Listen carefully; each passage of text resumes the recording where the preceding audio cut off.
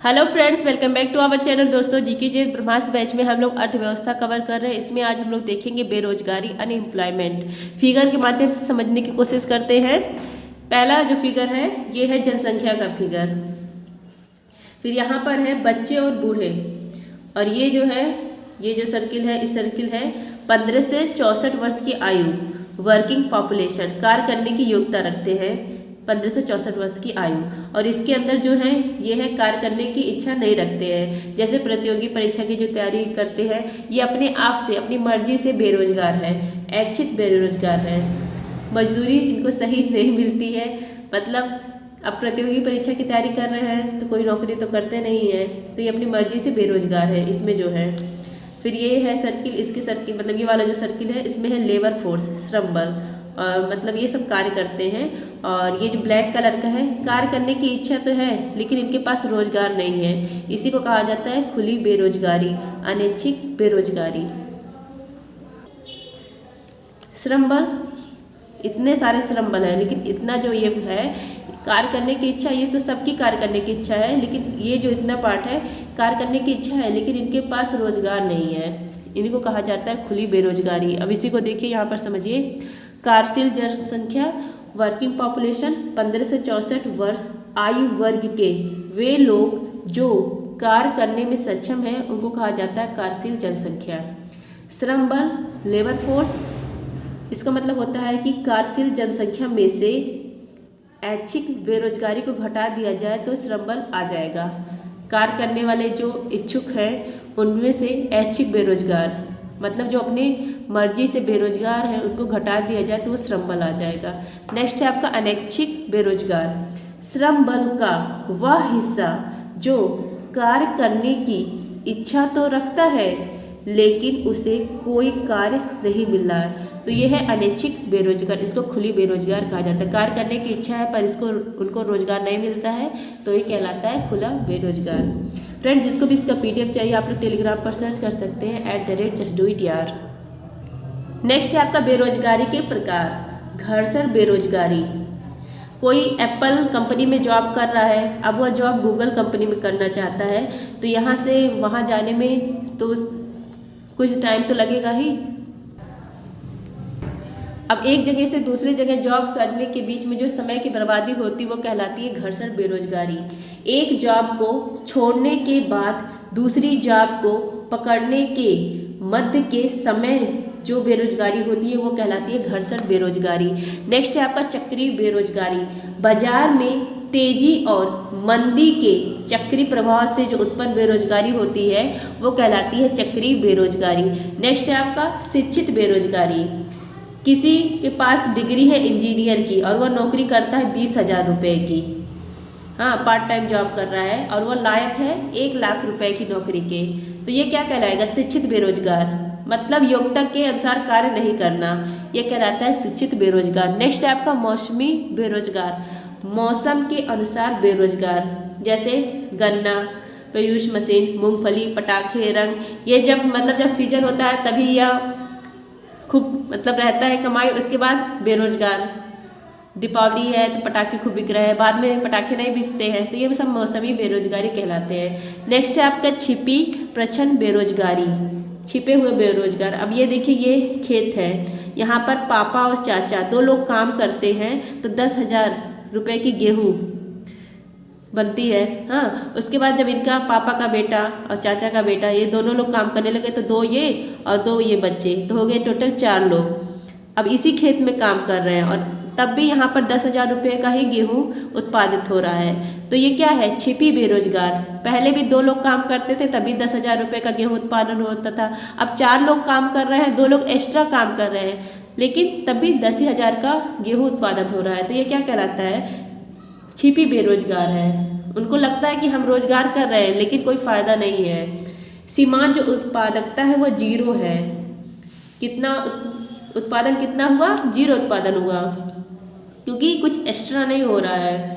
सर्वाधिक प्राथमिक या कृषि क्षेत्र में यह छिपी प्रच्छन्न बेरोजगारी होती है। देने वाला कौन है?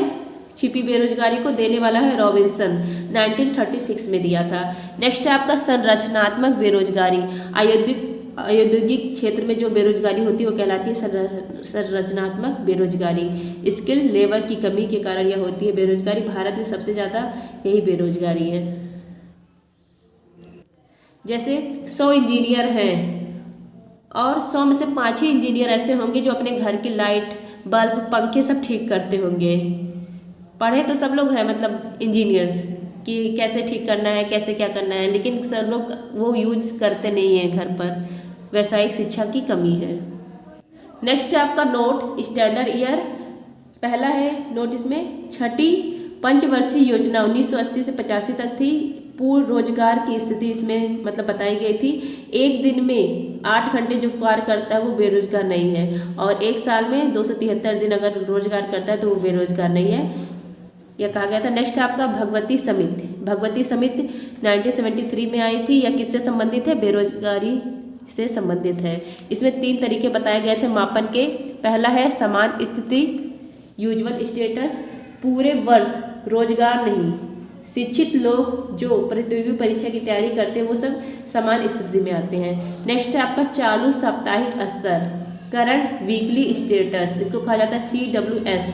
सप्ताह में 1 घंटे भी रोजगार नहीं है, इसको कहा जाता है चालू साप्ताहिक स्तर। मतलब सप्ताह में 1 घंटे भी जिसके पास रोजगार नहीं है वो किस में आएगा? चालू साप्ताहिक स्तर में आएगा।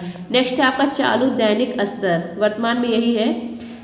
करंट डेली स्टेटस CDS, सप्ताह में कुछ दिन रोजगार और बाकी दिन बेरोजगार। मतलब सप्ताह में कुछ दिन रोजगार करेंगे, बाकी दिन बेरोजगार रहेंगे। वर्तमान में यही जो है बेरोजगार, यही ज़्यादा चल रहा है। नेक्स्ट है आपका इसका मापन कैसे किया जाता है? पहले तो NSSO मापन करता था, नेशनल सैंपल सर्वे ऑर्गेनाइजेशन। इसकी स्थापना 1950 में की गई थी, हेडक्वार्टर है कलकत्ता में। लेकिन अब NSO करता है मापन। NSO में CSO और NSSO को मर्ज कर दिया गया है 2019 में। अब कौन करता है? NSO करता है। अगर ऑप्शन में आपका एक ही दिया रहा है यही, तो ये टिक कर दीजिएगा, लेकिन अगर दोनों दिया है तो ये वाला करिएगा। नेक्स्ट है आपका योजनाएं। मनरेगा, पहले इसका नाम मनरेगा का क्या था? ननरेगा, राष्ट्रीय ग्रामीण रोजगार गारंटी अधिनियम। अधिनियम है 2005 का और इसकी शुरुआत होती है 2 फरवरी 2006 को आंध्र प्रदेश के अनंतपुर जिला बदनामपल्ली गांव से इसकी शुरुआत होती है। ननरेगा, इसका नाम मनरेगा मतलब ननरेगा। शुरुआत में 200 जिले 100 दिन रोजगार न्यूनतम दिया जाता था। ननरेगा से मनरेगा नाम का पड़ता है 2 अक्टूबर 2009 को पड़ता है। महात्मा गांधी वही रोजगार जो है वो सब संपूर्ण भारत में इसको स्टार्ट किया गया मनरेगा, और यह शुरुआत में 200 जिले में स्टार्ट किया गया था। नेक्स्ट है आपका कार्य। इसका कार्य क्या है? बुनियादी संरचना का निर्माण करना, जैसे सड़क, पानी, जलाशय, इन सब का निर्माण करना। नेक्स्ट है आपका ट्रांसफर करना वाला पहला राज्य कौन सा है? ट्रांसफर करने वाला पहला राज्य है केरल। मतलब मजदूर के खाते में तुरंत पैसा पहुंच जाए, ट्रांसफर करने वाला पहला राज्य क्या है? केरल है। नेक्स्ट है आपका मिहिर शाह समिति। मजदूर की दर क्या होगी, या इस समिति में बताई गई थी कि मजदूर की दर क्या होगी, या बताई गई थी मिहिर शाह समिति में। नेक्स्ट है आपका लाभ प्राप्तकर्ता इकाई। लाभ प्राप्तकर्ता इकाई क्या है? परिवार है। नेक्स्ट है आपका केंद्र। केंद्र का 75% है और राज्य का 25% है मटेरियल, ये मनरेगा में।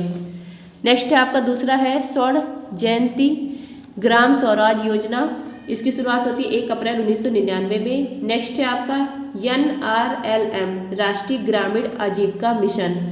शुरुआत होती है 3 जून 2011 को बांसवाड़ा राजस्थान से। 2016 में इसका वर्तमान नाम मतलब नाम बदल जाता है। क्या नाम है? DAY NRLM दीन दयाल अंत्योदय राष्ट्रीय ग्रामीण आजीविका मिशन, यह नाम पड़ गया। ध्येय वाक्य है इसका झुग्गी झोपड़ी मुक्त भारत। नेक्स्ट है आपका NULM राष्ट्रीय शहरी आजीविका मिशन। शुरुआत होती है 2013 में और इसका नाम अब क्या है? 2016 में हो गया है DAY NULM। नेक्स्ट है आपका PMEGP प्रधानमंत्री रोजगार सृजन कार्यक्रम। शुरुआत होती है 15 अगस्त 2008 को। उद्देश्य है सूक्ष्म उद्यमों की स्थापना करना। विनिर्माण कब हुआ? विनिर्माण 25 लाख रुपए, सेवा 10 लाख रुपए तक की परियोजना है। नेक्स्ट है आपका PM गरीब कल्याण रोजगार योजना। प्रवासी मजदूरों की मदद के लिए यह योजना स्टार्ट की गई। इसकी शुरुआत होती है 20 जनवरी 2020 को। कोविड में घर वापस लौटे मजदूरों को सहायता देने के लिए 111 जिलों में शुरू किया गया था पीएम गरीब कल्याण रोजगार योजना। नेक्स्ट है आपका न्यूनतम आवश्यकता कार्यक्रम। इसकी शुरुआत होती है वर्ष 1975 में ग्रामीण शहरी इंफ्रास्ट्रक्चर डेवलपमेंट करने के लिए। नेक्स्ट है आपका RIDE rural infrastructure development fund NABARD. इसकी स्थापना होती है 1995-96 में। नेक्स्ट है आपका बधुआ मजदूर उन्मूलन एक्ट। इसकी शुरुआत होती है वर्ष 1975 में। नेक्स्ट है आपका स्वाधार योजना।